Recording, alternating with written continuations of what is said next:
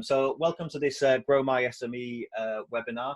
We're talking all things digital today. Just as a little bit of background, these webinars are part of the Humber Growth Hub's Grow My SME program. No worries, Lisa. I hope you can jump back on, just maybe reopen, and hopefully you can join us.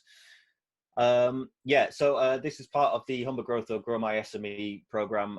This is a series of initiatives that the Humber Growth Hub are running to help Humber businesses to grow, to embrace digital technology, to future-proof and kind of drive forward. And it's just a series of support, really. There's some quite specific support that I'd like to talk about, which I'll give you insight on towards the end of the webinar. So stick around for that, because it might be quite relevant for you to learn about some of the one-to-one tailored support that's available. But one of the packages of these webinars that the Humber Growth Hub put on, ourselves, the Dennett Group, and many other consultants are part of these, and they're on all different subjects, covering all sorts of things that might be relevant to your business, with a very particular focus around digital technology. And the reason for that is just because it's so prevalent now. We're in an age where everything is kind of digital first. And if 2020 has shown us anything, the fact that you're all on this call today says that we need to be embracing digital to be able to communicate and keep our businesses running and keep driving forward. So that's very much the focus of what we're going to be discussing today. So the webinar, how to upgrade your business and satisfy the digital first customer. And as I say, digital first customers, because most of us are accessing everything digitally in the initial instance, whether that's through our devices or when we're looking up a new business or researching connections or whatever it might be. And so it's really important that all companies, regardless of sector or scale or what sort of business you're in, you're at least aware of what's going on digitally and have the basic fundamentals in place so that you can navigate what your customers are looking for. And whether that's B2C or B2B, it doesn't really matter. It's the same thing. You need to be present online, and you need to be leveraging those tools that are out there to help you do that. So my name's Wayne Willis. I'm from a business called the Dennett Group. It's an innovation consultancy. We work with brands and businesses around the world, helping them develop innovation strategies and thinking differently about their offer. And it's all really about helping them to grow and future-proof and make sure that they're staying relevant in a very fast-paced, moving world. On the call with us today is my colleagues from Dennett, Jamie Del Grosso and Rob Lewis. Jamie is going to be taking through today's presentation. If you've already been to one of these, so just to say, we have done this one before. So if you have already been to this, then you may have seen some of the things we're going to be talking about, you may have already seen previously. So apologies for that. But we do encourage you to ask questions. Obviously, we're going to be giving you a very general overview about the topic of digital overall. Naturally, depending on what industry you're in or where you're coming from, you'll have your own very specific circumstances and specific questions or comments, and we do encourage you to ask us questions. Type in the chat box, or if you want to, we're happy for you to turn on your camera and speak to us. Turn on your camera and mic and speak to us, and we'll try and address things as we go. And there'll be some time at the end. And then, as I say, at the end of the webinar, I'll give you some particular insight about direct support that you can receive, free direct support, to help your specific business and your own circumstances to leverage what's going on in the digital world and help you to grow. So with that, I think we'll get rolling and pick up and ask away as if anything crops up. Okay, Jamie, over to you. Thanks, Wayne. Hi, guys. As Wayne said, my name's Jamie. I'm here from the Dennett Group. And as Wayne mentioned, the Dennett Group is an innovation consultancy. So we help brands all over the world develop new innovative products, services, or strategies. And the way that we do that is through something that we call the 3Ds. So the 3Ds are the fundamentals that we try to impart on any project or any business that we work with. So that is to be disruptive, think differently, and embrace digital. So obviously today what we're going to be focusing on is that embrace digital section of it, and going through the power that digital has for your business, how it can help really upgrade that business and help you do things quickly, more efficiently, at a lower cost, and make more money from what you're doing today. So just to backtrack a little bit, when we're talking about digital, what we're talking about is the use of physical or virtual technology, so that's hardware or software, to aid in a function or operation. So it doesn't have to be an app or a website, it could be a physical piece of technology. When we're talking about digital within business, what we're talking about is digitizing or automating that function or operation. So just to put that in context, if we look at historic businesses, businesses that have grown to significant scale, done quite well, and sort of spread across the globe, historically they would need to look something like this. So they would need a lot of infrastructure, large office spaces, lots of people doing lots of different jobs. And they were also fairly expensive to actually scale up and to produce something of this level because of the cost that was needed to run and own this kind of infrastructure. So that made it a lot harder for smaller companies to compete with these larger players within the field. But it also meant that the people that were in that field and were doing well could always see where their competition was coming from, because it's very easy to spot a business that's growing quickly when all of a sudden they have huge workforces and large amounts of infrastructure. Nowadays, a business with that same level of growth and scale may look something like this. So there's many examples of businesses that are global, but globally recognized names that we all know now, that in most cases were started with a computer and someone working remotely or working from home put together this concept. Now, this means that it's much easier for new players to enter the market. And if you're an existing business, it means that it's much harder to spot disruptors in your field. So it's much harder to spot new businesses that are coming into your industry and producing new ideas, because they can do all this from home with a laptop. And by the time that you are aware of what they're doing, they could have already grown to some quite significant scale, because they can do all this now remotely with zero or very little cost and very little resources. So it's completely changing the landscape of business and how markets are being disrupted. And it's not just the big players with lots of money that are disrupting markets now. It's startups, it's people with new ideas that are a little bit more tech savvy and can do all this themselves with very little behind them. And now if we look at what that means a little bit further into the future. So this example on screen is from a system called Google DeepMind. So Google DeepMind is a machine learning computer, a deep thinking computer. So this is a computer system that Google have built that can, in essence, think for itself. So traditional AI or artificial intelligence, like you'd see in a voice assistant or in Siri on your phone, it has a series of pre-programmed answers that it can use to respond to you depending on what you ask. Machine learning allows for the computer to essentially figure out those answers itself, so it can actually learn and develop and make itself better in answering those questions. So what in this scenario, what Google did is they gave it a humanoid figure and a obstacle course, and they asked this machine learning computer what is the quickest and most efficient way to get this humanoid figure from point A to point B. And within the time scale of things about 3 hours or 3 days, sorry, this computer was able to figure out the mechanics of walking. It had never seen a human walk before. He had no idea what that looks like, and it was able to make this figure move from point A to point B across this slalom course that they created. Now, if you think of how long it takes a human to understand, master, and be able to use the mechanics of walking compared to the 3 days it took this machine, it can compute things and understand things much more quickly than even we can.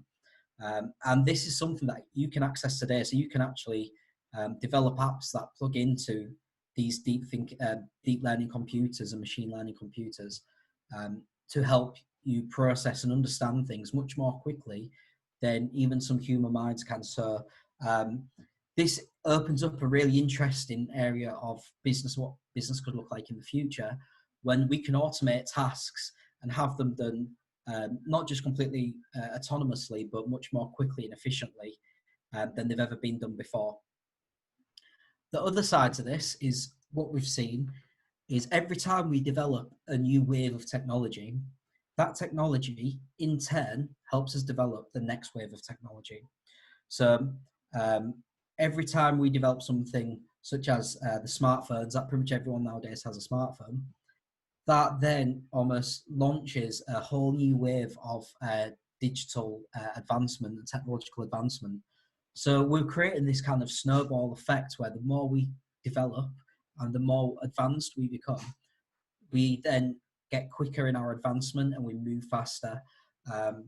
And actually, the way that we're progressing today, we will never be as slow as we are today. Every time we develop more technology, we are getting faster and more efficient at doing this. So this graph on the screen now is from a company called The Emerging Future. So The Emerging Future are a company which looks at technology in our lives and what that may look like in the future, how technology may impact us, and how it may change the way that we live. So they did a bit of research where they looked at where they thought we would be the next 5 years in terms of technological advancement based on this trend, based on this snowball trend that we're seeing at the moment. And they said in the next 5 years, they predicted that we will be 32 times more technologically advanced if we stay on this path. Now, when they spread that over a much longer period of time, so when they did that over the space of 10 years, they found that they predicted we would be 1,000 times more advanced. And when they went to 20 years, it would be over 1 million times more technologically advanced. Now, this seems like a very dramatic curve, but when we consider the speed that we've already progressed in technology and what that technological advancement helps us progress, develop in turn, it's not so hard to imagine. So if we take, for example, this is the first smartphone that came out in 1991, and this was produced by IBM, and they created something that, to us, this looks very prehistoric. Look at this. This compared to the phones we have nowadays, this is extremely primitive and doesn't go anywhere near the technology we have nowadays.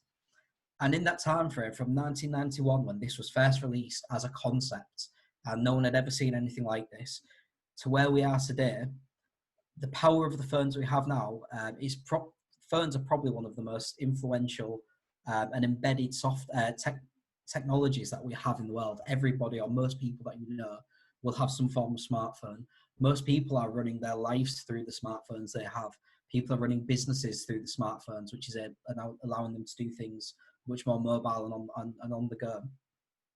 And that's a relatively short space of time that has developed from what we see here to the phones that we all tend to have in our pockets.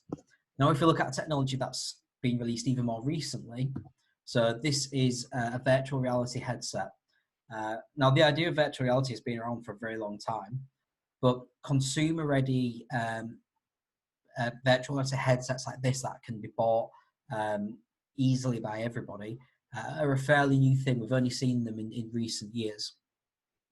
And despite the fact that this has only been a consumer product for a couple of years, we're already seeing huge benefits from this and lots of new things that have been developed because we have this technology. So this example I can see here is someone doing tests, engineering tests on what looks like an engine of some sort.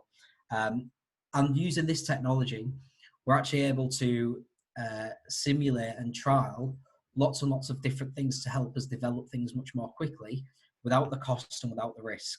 So in this scenario, if they didn't have this virtual reality option, then to trial these different engines and to try different things, they would have to build lots of different engines, which is very costly. It's an increased risk to the business in terms of finance. It takes a lot more time. Through this, they can essentially develop it much more quickly, trial it, see if it works, run it through different scenarios. So it's saving them a lot of money, but it's also allowing them to fail much more quickly if they are going to fail with something, to develop something better. So in that very short space of time, those few years that we've had this technology, we're already seeing huge benefits in different fields. And every time we see a release of technology, the time from that technology being released to adoption to it's giving us a return in terms of financial or developing new technology, it's getting shorter and shorter. And as we go into the future, the more technology we release, we'll be able to adopt those, use them much more quickly, and see much more benefit from them much more quickly than we have in the past. So that's just an idea of where digital is, or how digital is affecting the business landscape that we're in today, the power that it has, and it's showing no sign of slowing down. So we're only going to see more digital use in the business landscape, and we're going to see a change the landscape much more dramatically. Yeah, Jamie, it's just worth noting as well, just touching on Jamie's points there. If you just look around what's in your house or in your office, and what you're using pretty much every single day in your daily lives, the way that you do your online shopping, or you're watching Netflix, or you're you're riding an e-bike, or you're using your smart device or whatever. Some of that stuff wasn't around, even 10 years ago, less for some of the things. So the speed of advancement, it really is, when you look back in your own lives, it becomes really obvious almost. We kind of don't notice it because we've evolved with this stuff, and we've kind of just embraced it and accepted it into our everyday lives. And a business, ultimately, whatever business you're in, is a knock-on effect on everyday life in some way or other. You're connected with it in your daily life and your work life. And it's easy to miss these advancements and the speed that this is happening. But sometimes you can just have a conversation with someone and say, do you remember 10 years ago when we used to just do this? And it almost blows your mind, like the speed that this is happening. And taking those stats that Jamie's just talked about from the emerging future about the speed that this is happening. We're in 2020 now, and particularly with life impacts. So if you think what's happened with the pandemic and stuff this year, this is immediately driving new innovations very, very quickly to try and work around and adjust the way that we're working or living. So actually in 10 years from now, you can only imagine, what we're doing now probably might even seem quite prehistoric almost to what could be in 10 years time. So this is really something to bear in mind, and something that it has to be considered quite seriously if you're running a business. Cheers, Jimmy. Thanks, Ben. So as we discussed, the impact of digital is huge, and the importance of embracing it is huge, and likely to grow.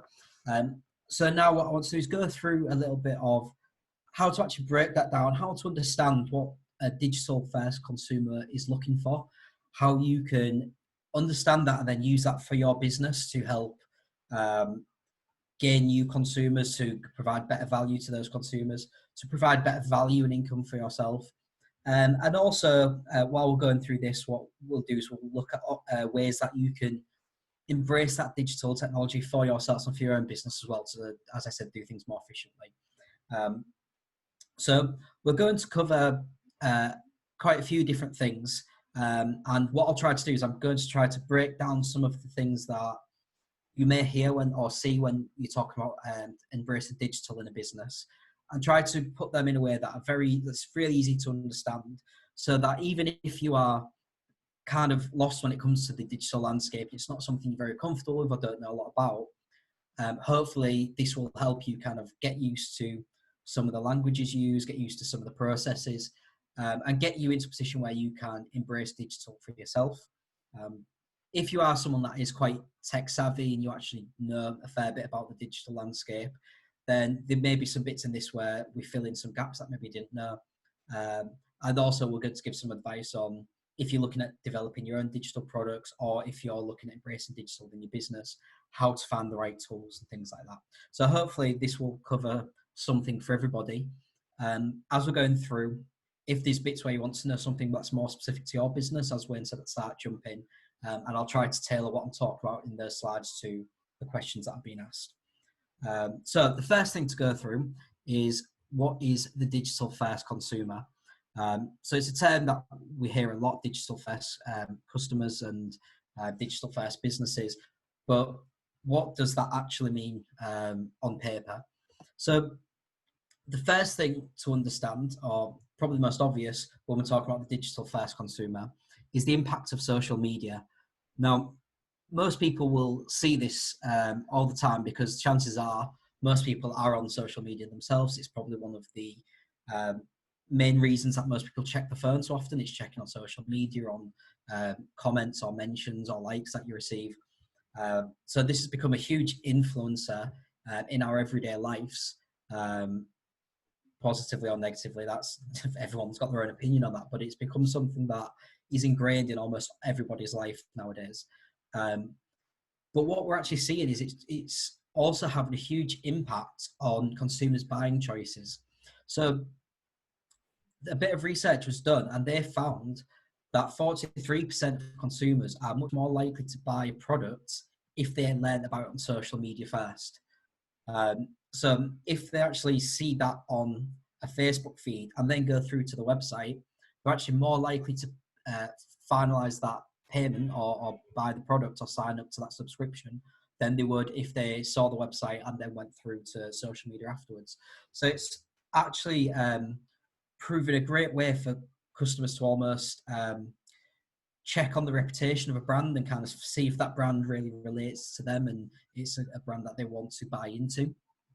So a lot of people are seeing that pattern. But also, if someone does see a website, maybe they see something in person or they see your brand elsewhere, people are still going back to social media. So 74% of consumers are relying on social media to guide their purchases. So even if they see that product and they like the look of that, the chances are they'll then check out the social media platforms to look at comments to see how your users are interacting with you, how you're interacting with your users, and try to get a feel for the brand. So this social media landscape that I've got has become a way for people to decide whether they have an affinity with your brand before they've even purchased anything, before they've even signed up. So that's having a huge impact on the way that we now see customers. Previously, you would only have to think about that type of interaction if they purchased something from you, if they were a client or a customer. Now they're able to see all of that engagement and get a feel for that brand well before they can even purchase it, before they've purchased anything. And also, if you're not a direct consumer brand, so if you're more B2B or you're selling a service, 60% of SMBs have said that they've gained new customers through social media efforts. And this is something that even we've seen ourselves at Denick Group and in some of our other companies. By engaging with people online, by engaging with different brands and different individuals in a virtual space, whether that's social media or anything else, it's actually become a great way to build an audience, but also to get new customers. So it's having a direct impact on most businesses, and it doesn't matter what business you are in. There's a saying that basically every business is a digital business. It's just that all of them don't know it yet.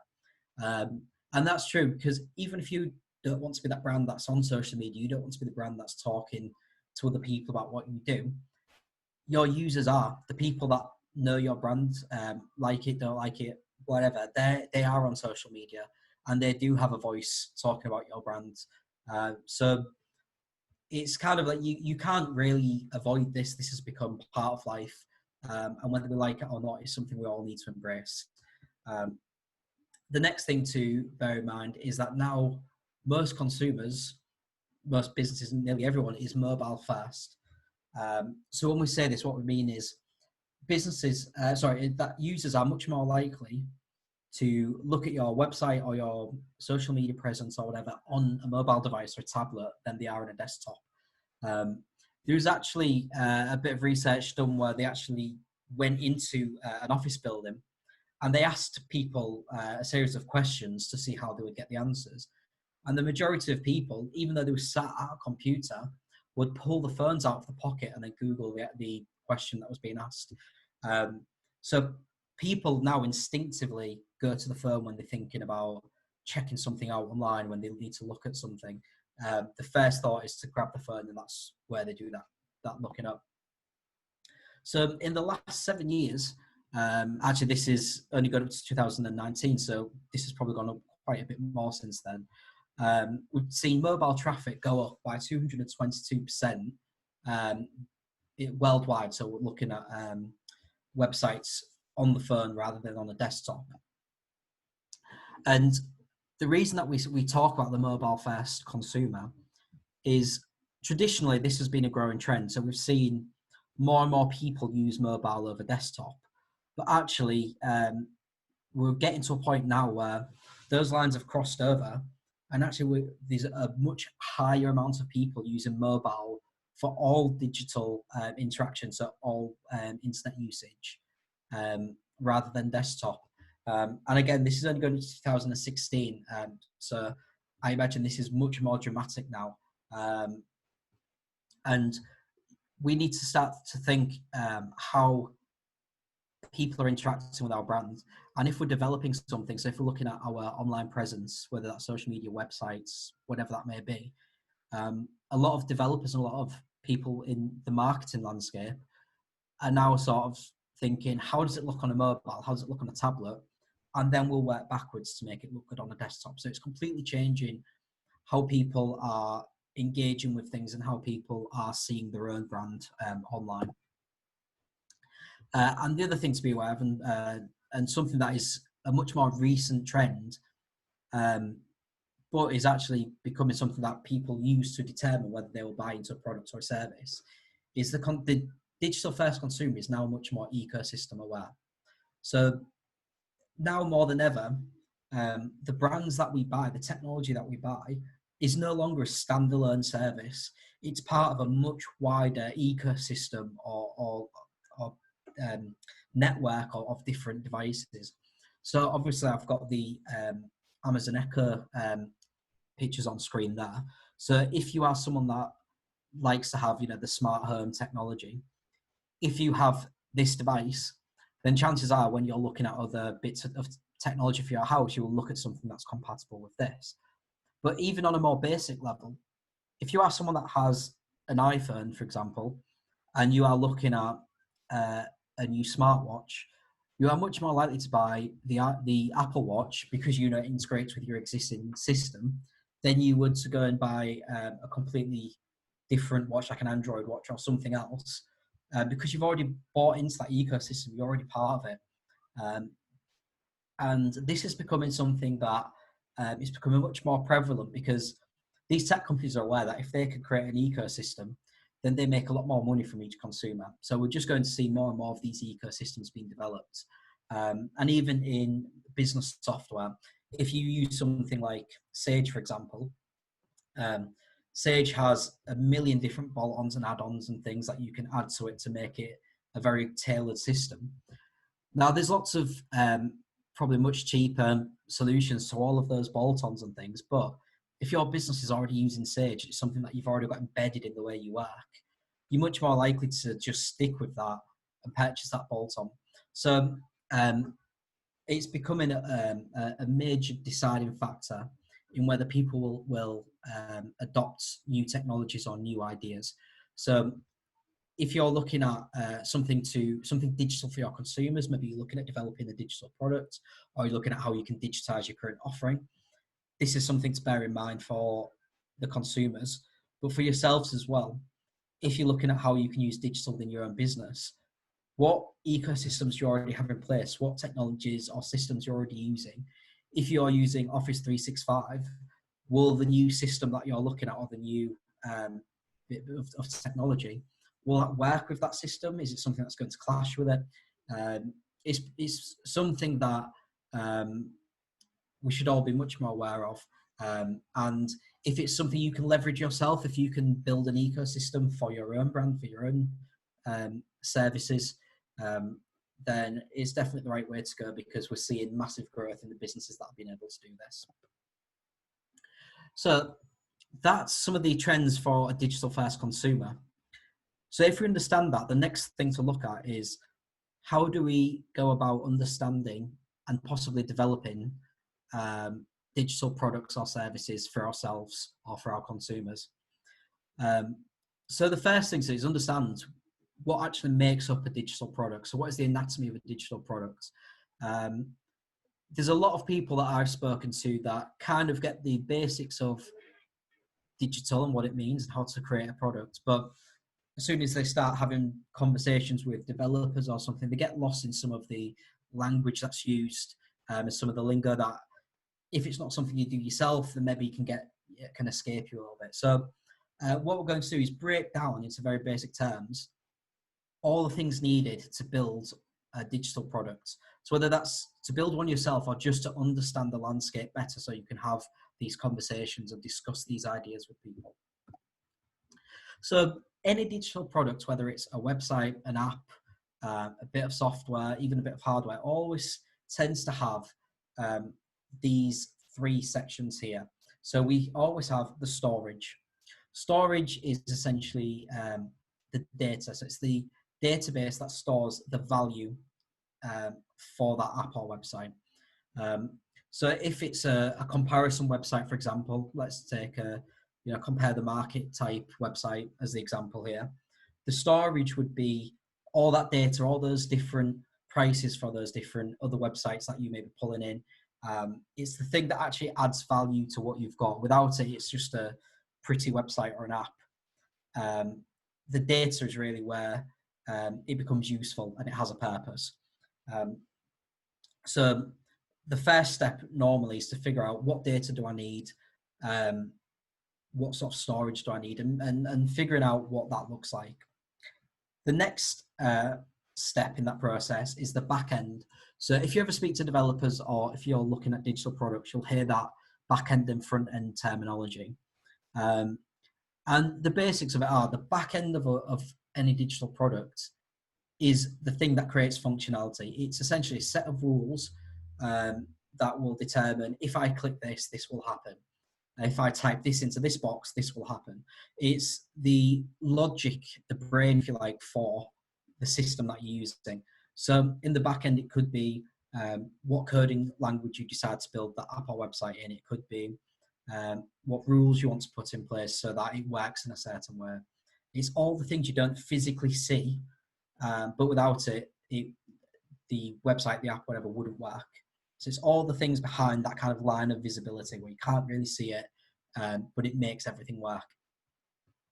And then finally, the front end is exactly as it sounds. It's the pretty bit that you get to engage with. So it's the way it's designed, it's the way it looks, it's what color the buttons are, where they're placed. And the front end is really more about the user experience. So it's about creating something that is easy to access. If a customer needs to find a certain part of a website or an app, is it easy for them to understand where that would be and to be able to get there in a reasonable amount of clicks? So these three things are essentially all that's needed in any digital platform, whatever that may be.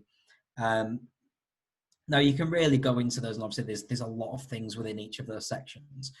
But by understanding that, it allows you to look at your own sort of ideation and look at if it's something you want to develop for yourself, understanding all the things you would need to do that, and hopefully make it a little bit easy to have certain conversations with people.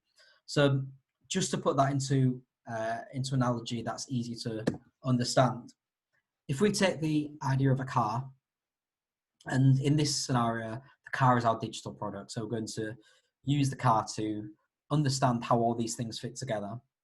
So if the car is our product, then the storage, that database, is essentially the fuel. It's the thing that gives the product momentum. It's the thing that kind of makes it work. Without it, it would be kind of pointless and wouldn't really do what it needs to do. The back end is essentially the internals of that car. So it's all the mechanisms that make it move. It's the engine. So it's the thing that actually is probably one of the most important in terms of it makes the car do what it's meant to do, but you very rarely get the opportunity to see it. It's kind of hidden away. The front end is essentially what most people buy into. When most people are looking at buying a car, one of the first things they will see and will probably make their decision on is what does it look like. So this is the front end side of it, and creating something that is appealing. It sells what it is. People can look at that and say, yes, that is a car and it's the type of car I'm looking for. And then finally, it's the user experience. So within that front end, is it easy to use? Could I figure out how to drive this car, for example, or would it be overcomplicating something that I couldn't maneuver? So there's lots of examples of digital products that are actually amazing digital products and very technologically advanced and do great things, but users go to it and maybe it's not the best interface, maybe it's not obvious how to use it, and basically people will just not use, they'll just move on to something else that looks better and is easy to use. So the user experience is a hugely important part of developing these services. So as I said, this could be because you're developing a service yourself, but if you're looking at implementing a service, maybe you want to maybe you want to go and get a CRM for your business to make it run more efficiently. Bearing all these things in mind, so bearing in mind the idea of that data, where it needs to get that from, and the back end and all the rest of it. In terms of the front end, is it easy enough to use, or is it actually going to slow you guys down and make them slower at the job? So all these things need to be considered whether you're creating a product or you're looking at adopting a product.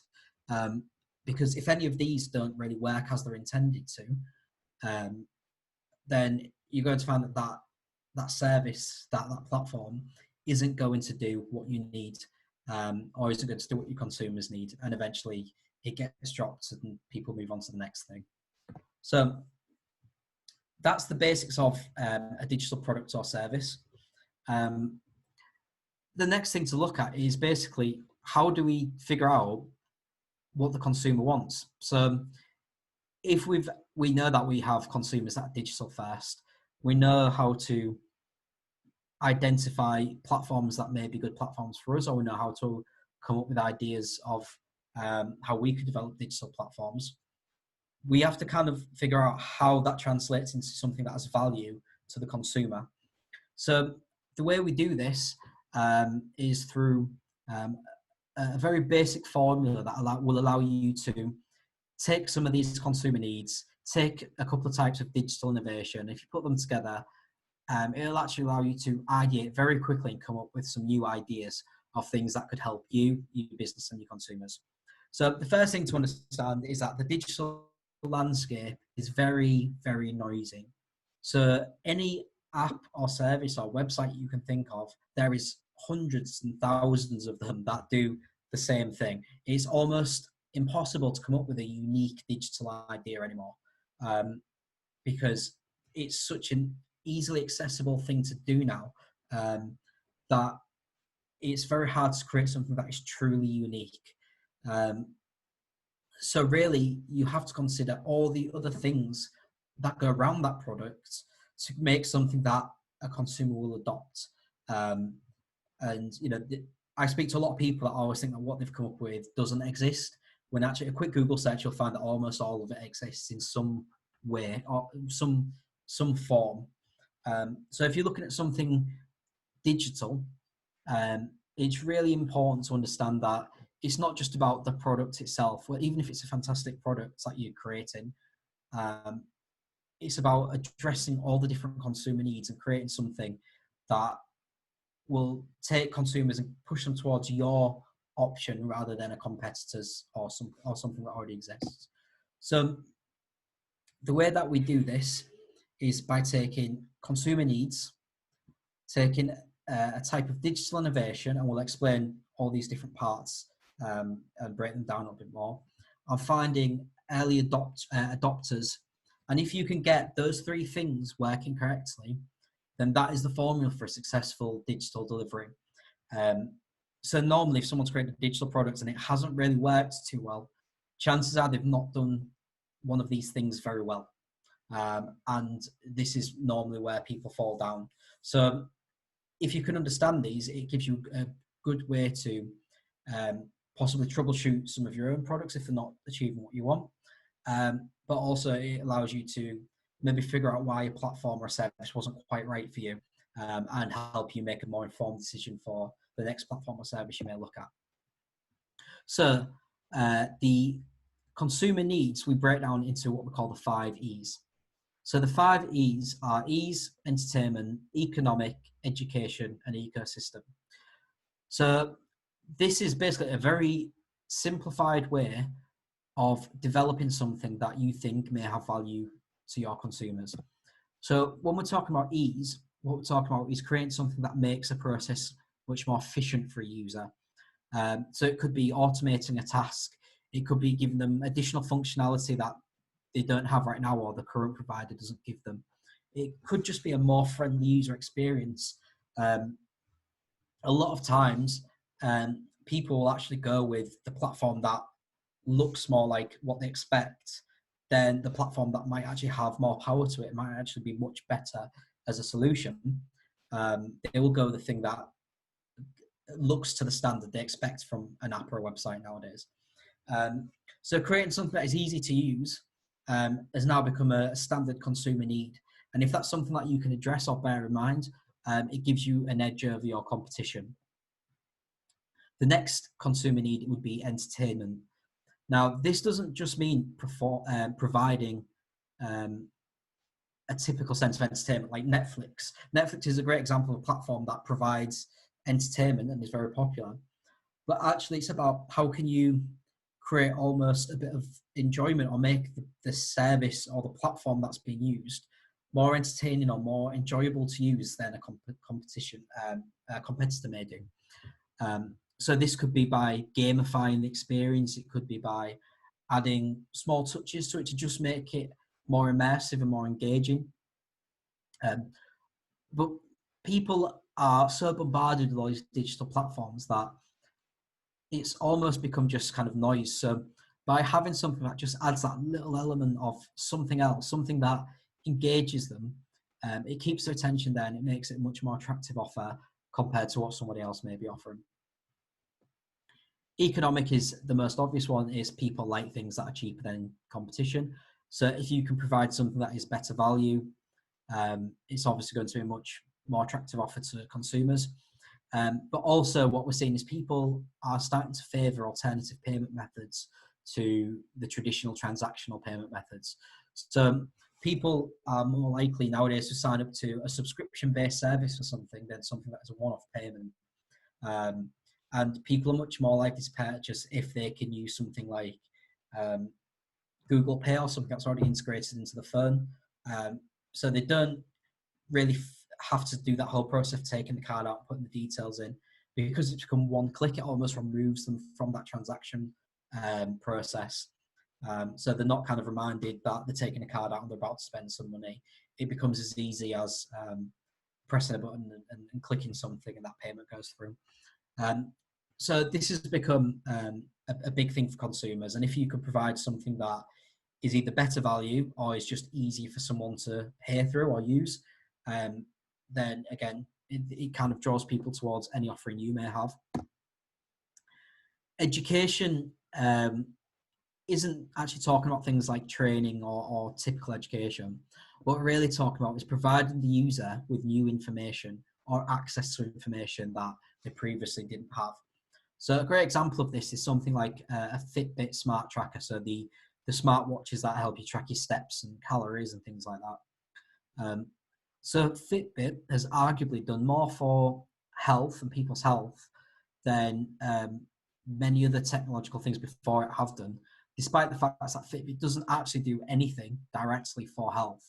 It basically just gives users information. So it just gives them the step counts and the calories they may have burnt, and a figure that they have to get to every day. So I think it's 10,000 steps by default. So what that's doing is it's allowing the user to make a more informed decision, and then it's adding elements of gamification, so competition to it, so that people are more likely to engage in it and use this system. So if you can provide new knowledge or just provide data to a user, people are looking now for this kind of digital way of living their lives. People like the idea of being able to access this data and understand the decisions they're making. So a lot of the time we don't even have to look at a brand new service we can actually just take something that already exists and maybe provide an additional layer of knowledge to it. And that can be something that that adds value to your consumers, and in a lot of cases people will pay for. We'll actually show a really good example of this a little bit later on, of how a company just took existing data and presented it in a new way for consumers, and actually made a lot of money doing that. And finally, we've already discussed, it's the ecosystem. So does it fit into the ecosystems they already have? But as a business, can you create an ecosystem around the products that you're looking at, or the service, or your existing service? Is there a way to use digital to build accompanying and complementary services around what you already do as a business, to start creating that ecosystem, and keeping people sort of within your brand network and the services you're offering? And if we can take multiple consumer needs, if we can take 2 or 3 of these and find the products that addresses all of them, you can really take that service into overdrive and really get great adoption from people and stand out from the competition. So those are the consumer needs. Those are the things that the consumer may see value in. But now what we need to look at is, how do you actually use digital to do those things? So it's all good knowing that the consumer likes the idea of making things easy, but what does that actually mean? How do we actually do that and make money from it? So the best way to do this is to understand the types of digital innovation. So when we talk about types of digital innovation, we're talking about the different ways we can use digital to disrupt an existing process that already exists.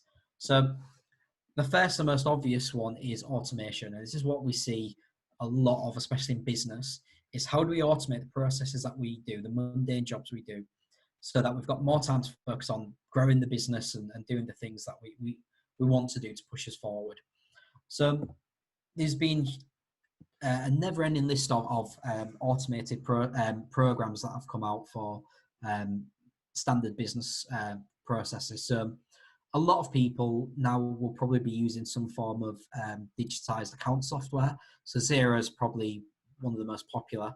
And this is something that allows us to, especially as small business owners, to automate a task that can take a lot of time, that takes you away from things that you may want to be focusing on. And you can use an online cloud-based system to simplify and automate a process that, 20, 30 years ago, you would need people sat in a room with bits of paper doing. Now we can literally do it through a phone, through a tablet, keep on top of all of our finances, get rid of that process, and be focused on the things we need to be focused on to push our businesses forward. Another example of digitizing and automating a process is Babylon. So Babylon is actually a digitized GP. So it's basically an app that allows you to submit symptoms. So you can sort of say, in this scenario, I've got a headache. And then it's got an AI engine at the back of it that will basically ask you a few questions. And then depending on the questions that you've answered and what answer you've given, it will either give you some suggestions of ways that you can make yourself feel better, or if it's something more serious, it can divert you to a GP, which you can then speak to over like a video call like this today. So this is automating a very a process that we all know. It's taking that idea of a consumer pain point, which would be, if you don't feel very well, you have to go and sit in a GP surgery and sit in the waiting room and wait to be seen and go through all that. And it's creating something that is nice and easy. People can sit at home and using an app, get basic information on how they're feeling and know if it's something they should be worried about or not. So this is a great example of automation. And also in this example, we can see some of those consumer needs. So we can see the ease consumer need and how this would be making things more easy for people. So this is a more consumer focused example, but for businesses, especially small businesses, automation is a great way to save yourselves a lot of time and a lot of money. And it means that you can scale much more quickly without having to suddenly hire a lot more staff and have much higher overheads. You can do it all on a much cheaper budget and sort of keep resources limited. The next thing, sorry, Jamie, I was just going to touch upon that just quickly. There's a term that goes around called passive income. So I mean, if you are a small business, just taking that automation element, if you can provide a service where you're providing some data or some education or some information or facilitating something to happen without you having to intervene in. Most small businesses are really quite small. You might only be 1 or 2 people, or maybe you're a very small team, and you don't want to be spending all your activity, physical time delivering a particular product or service or information, whatever it is. So the more you can automate it and enable the person just to be able to log on maybe through a portal or a website or an app or whatever it might be, to get that information, get that data, or do the tasks that they want to do. And, you know, it might be through a subscription service or something like that, and they're paying you an income, but you're not really, once that platform is in place and it's working, it's self-sufficient, you know, and they're accessing that, and then they're dealing with it themselves. And that is just income that's coming into the business without you physically having to do anything, because you've already kind of done the work. So it's one of the big pluses in digital is the ability to automate and enable the user to control things themselves. And they essentially pay you for the privilege of enabling them to do that. And so that's a really good way to think about it. So you don't have to be a massive organization to do this. Even if you're just a very, very small business, implementing, you know, think about, what does my customer want? What services that I'm providing? What do they need from me? And how can I solve that problem? How can I make it easier and provide them what it is they need, and then let them get on with it and just pay me for the privilege. And you know, having those passive income streams, if you can get 2 or 3 of those, particularly when you get to times like this, when you get to a pandemic or something ridiculous where you really can't trade, those passive income streams really become a savior. It's like fingers in lots of pies is a good way to think about it. And that's one of the luxuries that digital can provide. Yeah, exactly. That's a really good use of automation. And again, the same thing applies to the idea of information and gamification. So, like we discussed earlier, this isn't particularly providing new information. It could just be taking insight and information that already exists and presenting it in a way that a consumer can access. So we've already discussed Fitbit and the idea of the step counters and how this has had a huge effect on health. When really all Fitbit is doing is taking the information that already exists in terms of, you know, you are the person generating those steps or you know, whatever else, and they're just providing a way for you to access it. And they've made a very good amount of money from doing this. And actually, they're I think just about to be bought by Google. So they've done very well from the idea of just taking that fitness information and digitizing it and turning it into something that you can view yourself. Another example is something on a more business level. This is a platform called Compete. And this is basically something that you can plug into a TV and then connect all your existing digital platforms together. So in this case, it's a call center. And it allows you to gamify, so essentially make that data competitive, the work that your team are doing. So it's creating that element of competition. It's increasing productivity. It's probably making things a little bit more enjoyable, depending on what type of work it is that you're doing. So this is a great way to take that data and actually then do something with it. So it's not just presenting it back to the people that are in that room. It's actually using that data to make it more engaging, more enjoyable, and something that will hopefully make work a little bit more fun for them, which is great for productivity. Integration is really looking at how we can take things that already exist and kind of bring them together.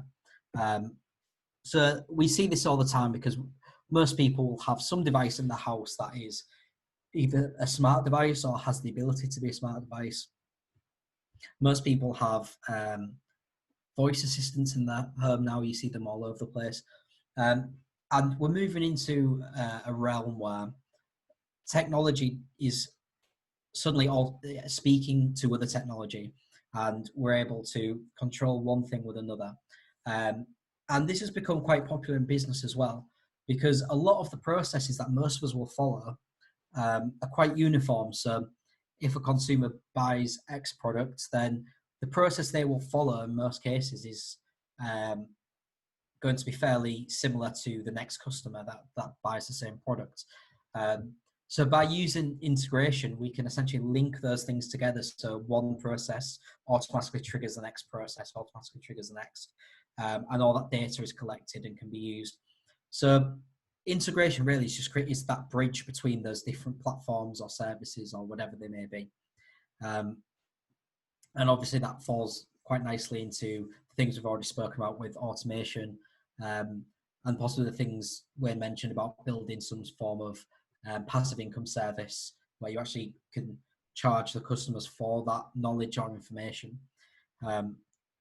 So earlier I mentioned about a company that had done very well by taking data that already existed and presenting it differently. So Automatic are a company that essentially built an integration for reading car diagnostics.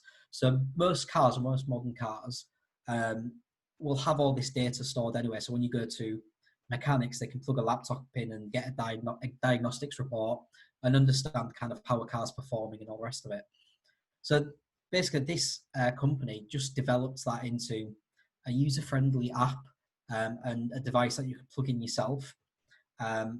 And they're essentially charging you a monthly subscription. So in this case, you actually have to buy the device as a standalone fee and then pay a subscription for the data in the car you already own. So actually anyone can already access this, but because they've developed it into a more user-friendly experience, they've built that integration. So they've built that bridge that takes that data and transfers it to this pretty UI that they've developed. They're actually making a lot of money, a very significant amount of money, basically by just creating a very pretty front end for the data you already own. So again, this is a great way for, if you're a business where you do have access to data that a customer may find useful, or it's something that you could get access to, then actually this could be something that has value to your consumer, and you can actually turn this into a product that is a complementary product to what you already do, or as a completely new thing, and actually make substantial amounts of money from doing it. The next thing to look at is personalization. And if it's done well, this is something that you almost don't really notice, and it's just become part of most technologies that we use every day. So if you look at something like Netflix, most people will see on Netflix, as you watch more things, you'll start getting suggestions. So suggested lists, because you watch this, you might like this. So this is an example of personalization. But actually behind the scenes, Netflix actually does some very clever things to personalize that experience even more without you realizing it. So for each of the programs or films or things that are on Netflix, each of them has a bit of cover art, so the images that you can see there on screen. But actually each one has about 3 or 4 different types of cover art in different styles. And what Netflix will do is it will look at which programs you're likely to click on, which of the images you hover over longer, so to see what's drawing your eye. And they will actually change the cover photos for your version of that program to something that they think will interest you more and make you more likely to click on it and watch that program. So if you ever go to a friend's house and look at their Netflix, for example, you may see a program you watch, but the artwork on it is just slightly different to the artwork you see. And that's the reason why they're actually trying to adjust it to something that you find more visually appealing to get you to click on it and get you to watch it. So this is a really clever use of personalization. It's a great way to increase conversion and get people to, in this case, watch, but maybe to buy something. But for the user, it creates an experience where it feels very tailored to them. You know, this is their Netflix. This is the Netflix they own. You know, everyone has access to the same platform. Everyone has access to the same library. But because of these changes, it feels like it's mine. So it creates a much better level of engagement for the consumers and a much increased feeling of value in that platform. Communication and productivity is probably something that everyone's already started looking at or is already using. So, I mean, we're on this call today, so that's an example of communication using digital tools. But there's loads of tools out there that allow us to communicate and be more productive in a much more efficient way. So things like Slack, which is a completely free platform, allows teams to communicate and work together, but also it pulls in information from lots and lots of other services. So going back to that integration thing, so that you can see data from possibly how many people are on your website right now. So the sales team can see that information. If they're noticing that information is reducing, they can send that to the marketing team. The marketing team can make adjustments, and it's all done in a very conversational way, so that teams can get things done much more quickly. And although this has existed for a long time, these kind of tools, it's very, very prevalent nowadays because most people are working remotely or working from home. People are now looking at having more decentralized teams, so they might not have people all in one location and maybe spread out into different places. And as things go forward, chances are we'll actually see more people working from home and more people working remotely. So using these kind of digital tools allows us to still work quite cohesively and quickly and get things done, despite the fact that we're not maybe not all sat in one room anymore and communicating as we used to. And finally, probably the most interesting to look at is virtualization.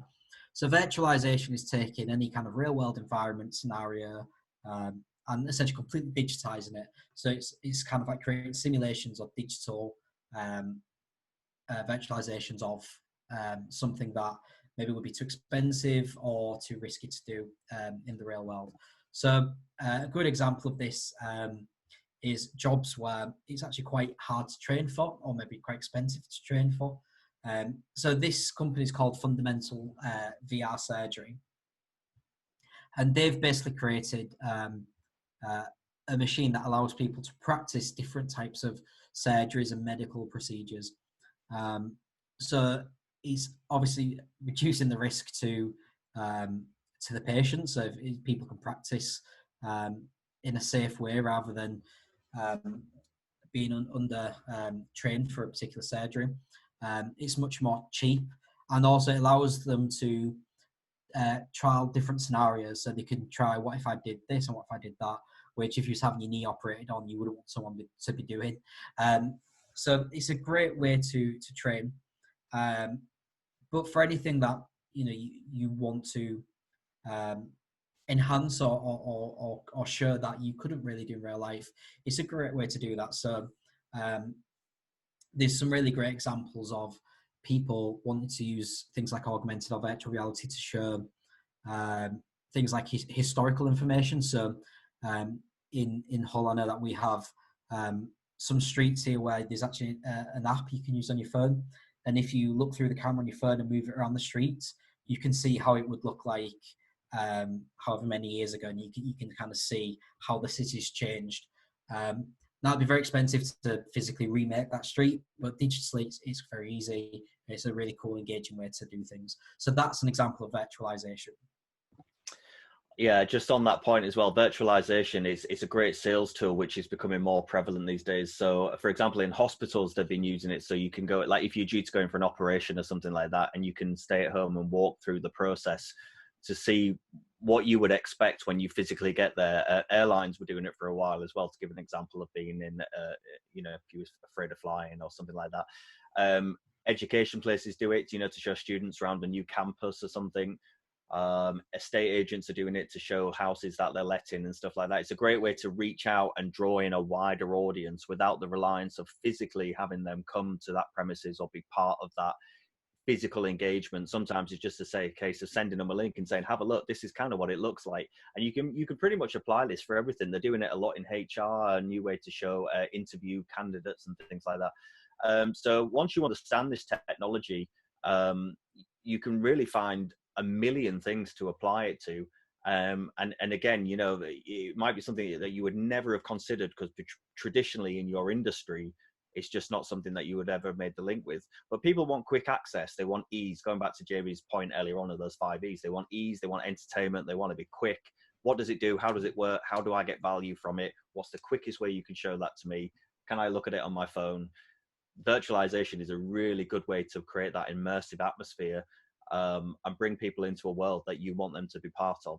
So it goes beyond just that traditional form of like gaming or in a movie or something like that. Actually, you can bring this stuff into make something very mundane quite exciting. So that it's a good consideration. Yeah, definitely. So basically, those types of innovation are great ways to take those consumer needs that we discussed and apply one of these types of innovation to essentially come up with new ideas, come up with ways that you could use digital technology to address a consumer need. And hopefully, actually, while we was going through some of those examples, maybe bits where you sort of thought, oh, actually, this is addressing this consumer need, and you could start to see those things come together. And the other thing to look at is, as I mentioned earlier, because this landscape is so noisy, there's so many things that are already out there. You don't always have to go and develop something or make something. Chances are, if you are looking at a service you can implement for your business to make more money, to automate something, there'll be a huge amount of services that already exist that do that for you. So what I'm going to do is give some great ways to actually find new technologies and new platforms and see kind of what's going on out there, so you can find some of these technologies yourself and look at adopting them. So one of the first ways to look at kind of what's popular, if you like, is through trend analysis. So nearly everybody, if you ask them to look for something online, first thing they'll do is go to Google and Google that particular thing. What most people don't realize is Google actually provide for free full access to who's searching, well, not particularly who is searching for what, but in a global sense, how many people are searching for different trends and different keywords. So trends.google.com is a completely free website you can access. And this is a great way to get an idea of, for example, a particular search term. If you're looking at the use of virtual reality, if you type virtual reality into the search box, it will show you how many people are looking at it, if that's increasing or decreasing in interest, what locations are looking at it, other keywords that are being associated with it. So it just gives you a very sort of general overview of people's thinking on a particular trend or technology, and just allows you to get a good insight as to whether it's something worth looking into, if it's something that people are getting more interested in or less interested in.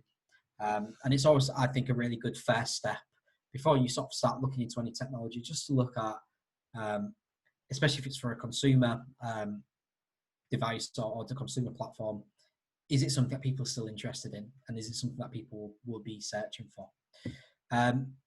Beyond that, looking at actual new types of technology, things you could implement yourself, there's a fantastic website, and this is a website I check myself almost every day, called Product Hunt.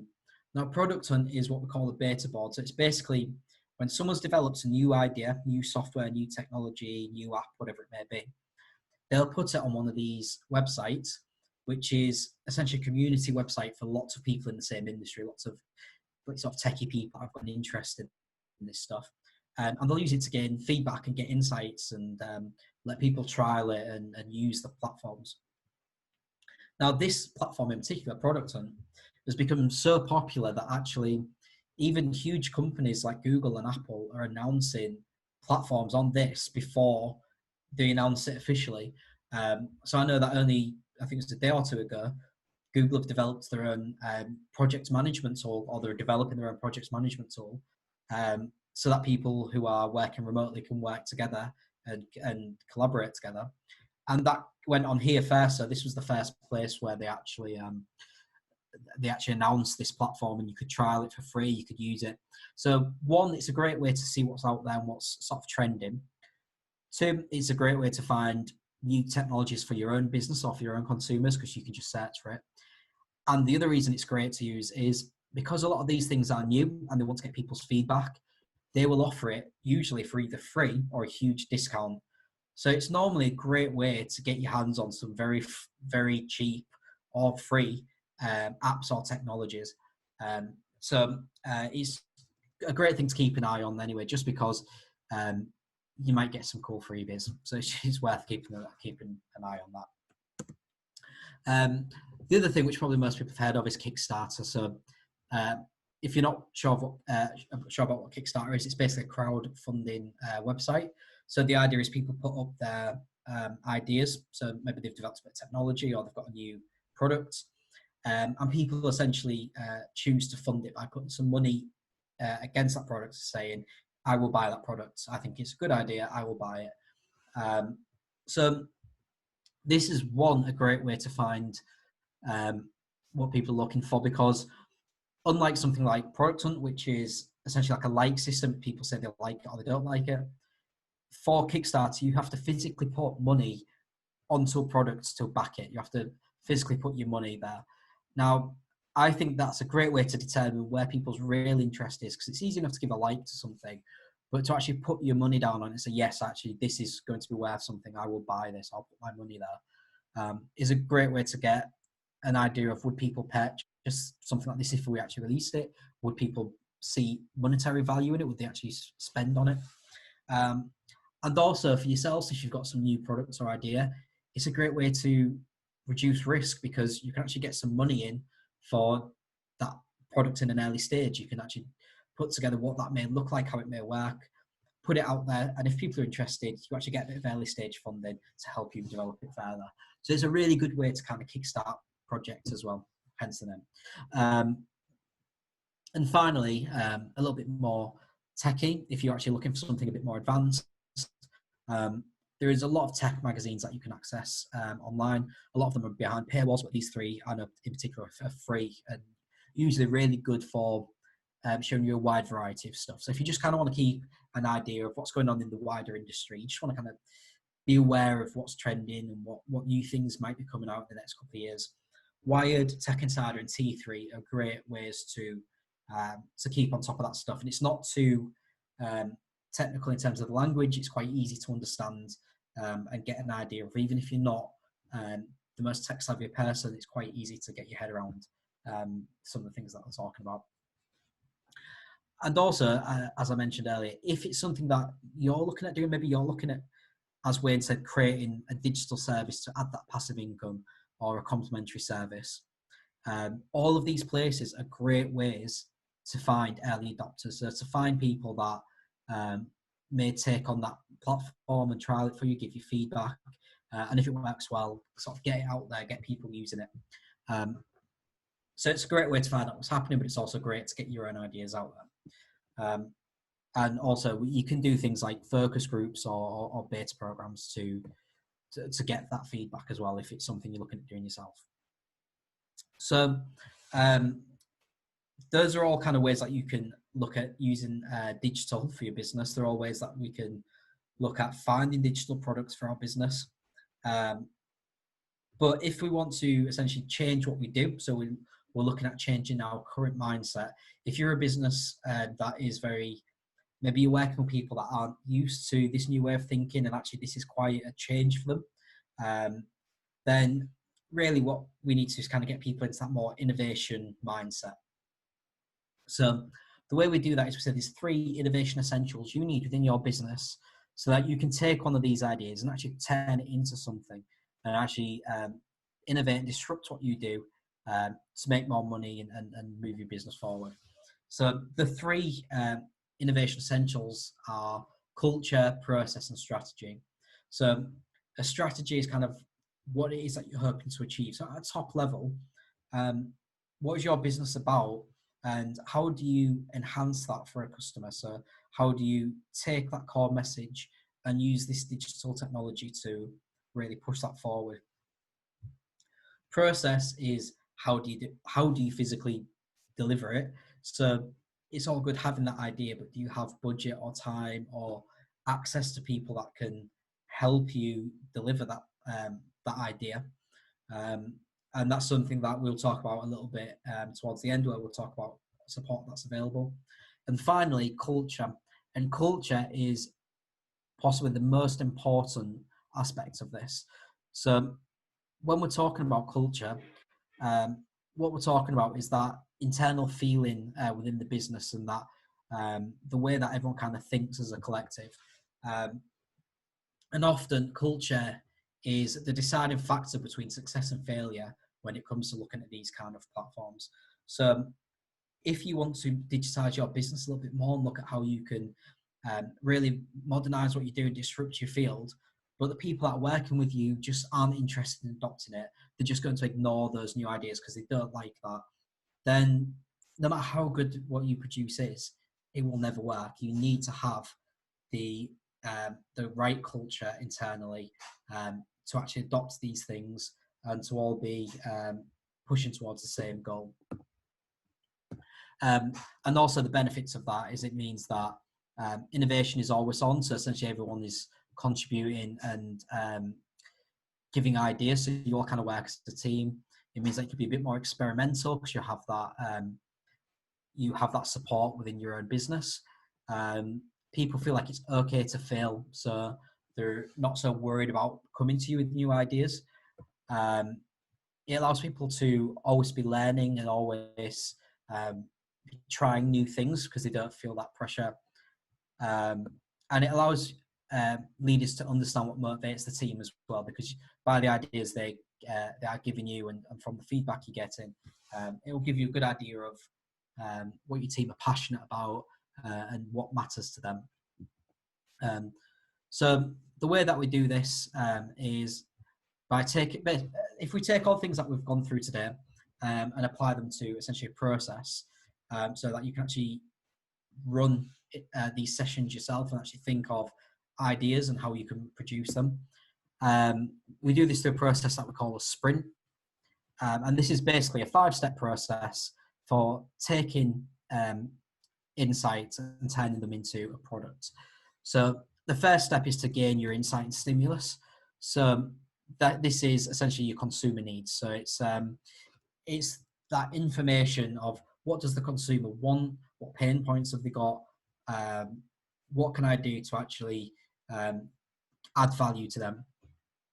Then we combine that with the types of innovation, and this essentially allows us to ideate and look at how we can quickly come up with a couple of new ideas of how we can address those pain points or those consumer wants. Once we've got all those different ideas, we can run that through a selection process. So when we're ideating, it's the more the merrier, as many ideas as possible. And then when we get to selection, we kind of figure out what is important to our business, what do we have the budget for, what actually do we think is realistic for us to attempt. And then essentially, we don't have to jump into actually making the final product. We can just prototype or wireframe. So we could just create something that is a bare bones example of what this final product may be. And then we can test it. So whether that's internally, whether that's with a couple of consumers or existing clients, or if it's something like using Kickstarter or Product Hunt to get that feedback and see what people think. This is a very simple process where you can take that insight, take that idea, quickly apply some digital thinking and get it out there so you can actually gain feedback quickly and determine, will this work? Is this worth me putting my time and effort into? And you can do this within a day. You can quickly run through this in one day and get something together that you can get feedback on. And also, once you get to that final point, say, yeah, this is a good idea, the launch isn't always the end point. So digital consumers always want more. Even if you release an app or a product or a service, they want to see it progressing. So we don't have to go for the singing and dancing, all bells and whistles, finished product. A lot of times you can just develop something that's very basic, addresses those consumer needs. And then from there, you can add more to it. You can allow the product to grow in its own time. So it's possible to just get something to the market quickly and figure out if it works for you and your customers. So if you tie all these things together, essentially, this should give you a framework for a successful digital product. So just skip past these bits. So essentially, if we take the understanding of what a digital product is, so the anatomy of a digital product, so we can understand what we physically need to make that work. We take the consumer needs and the types of digital innovation, and we use this to ideate and come up with a new idea. We can then get it out on something like products on one of these platforms, and actually test it very quickly. And this is a great way, like I said, to run through a process, get it out there, and see if it works for you and works for your consumers through the sprint process. So I'm going to hand back over to Wayne now, and we're actually going to talk about how we can tailor some of these bits to you and your business, how you can find some more specific support that may help you.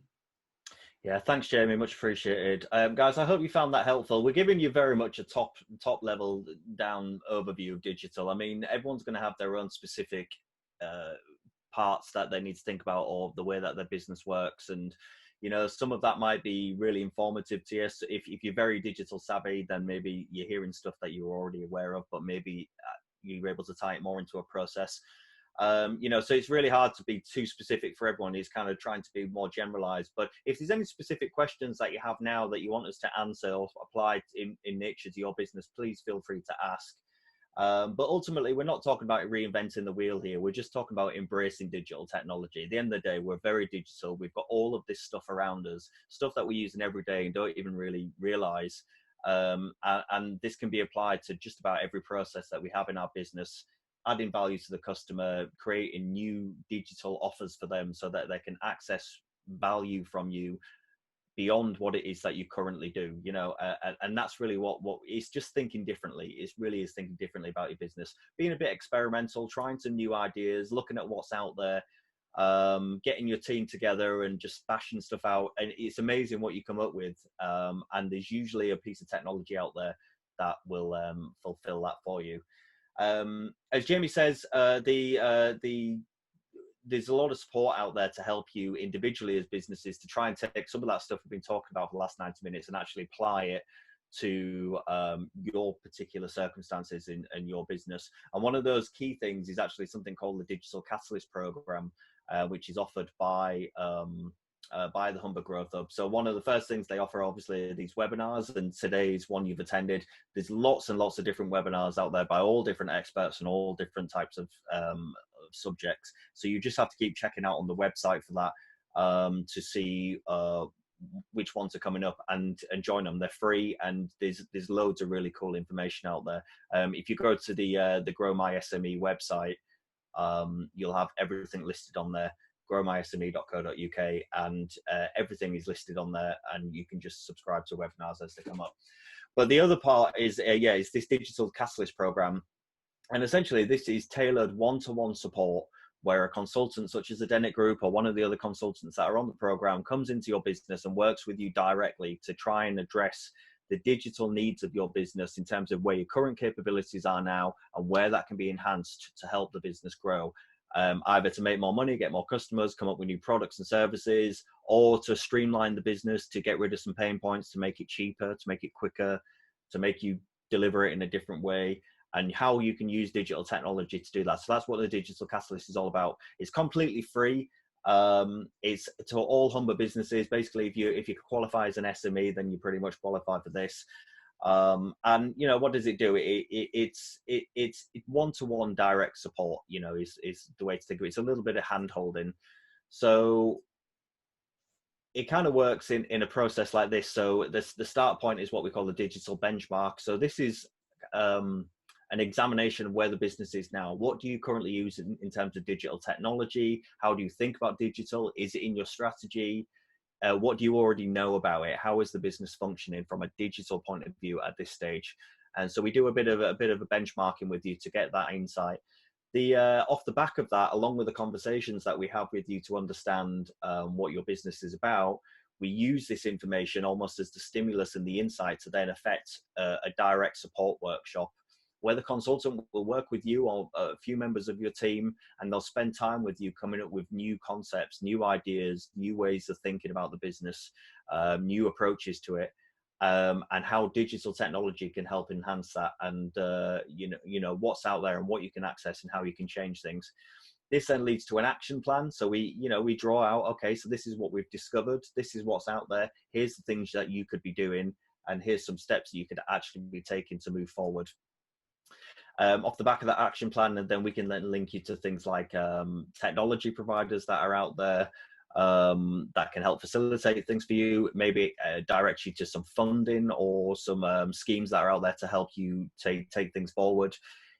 Some wider learning, maybe some wider educational pieces. There's loads of stuff out there, and it just depends on what comes out, but ultimately to signpost you so that you can take ideas that have come out and actually implement them and drive it forward. Ultimately, what do we want? We want the business to grow.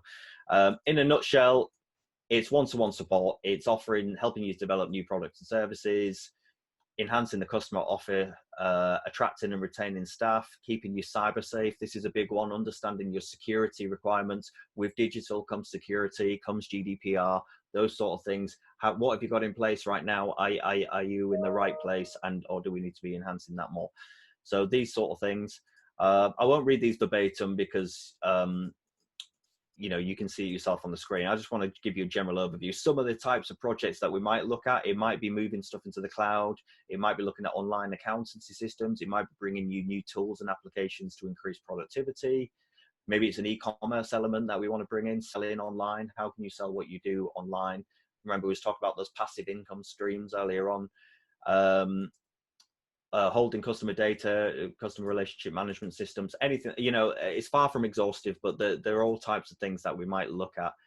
But it's helping you identify technology out there and how it can help your business. What do you already use in your business? How can we integrate what's out there into it? Remember, we was talking about ecosystems earlier on.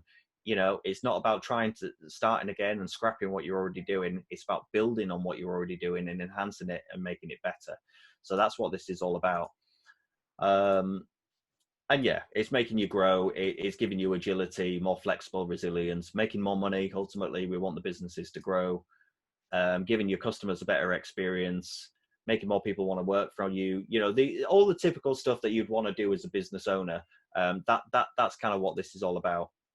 So if you're interested in this, you may as well. You've got nothing to lose. It's free. It's funded. It's around about 12 hours of support, give or take.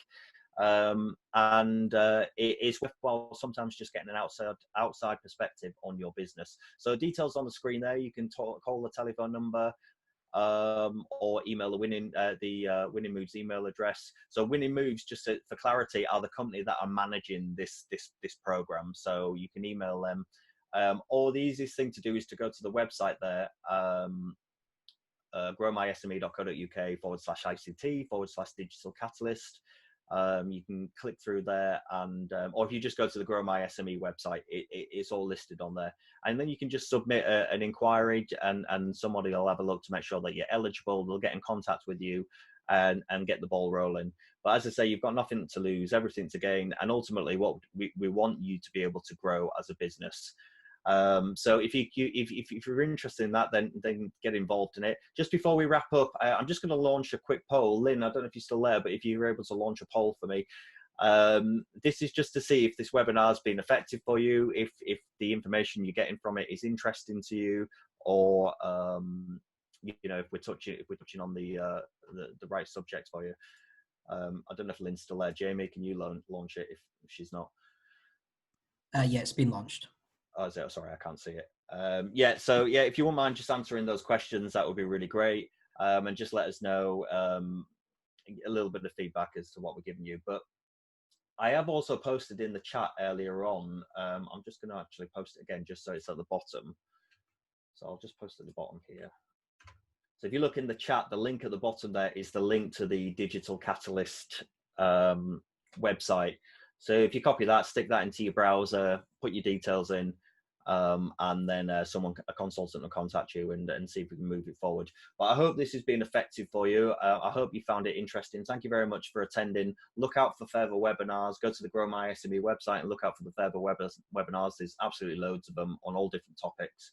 And we look forward to seeing you either at the next webinar or as part of the Digital Catalyst program. Again, thanks very much to Jamie for taking us through it, and have a great day. Take care.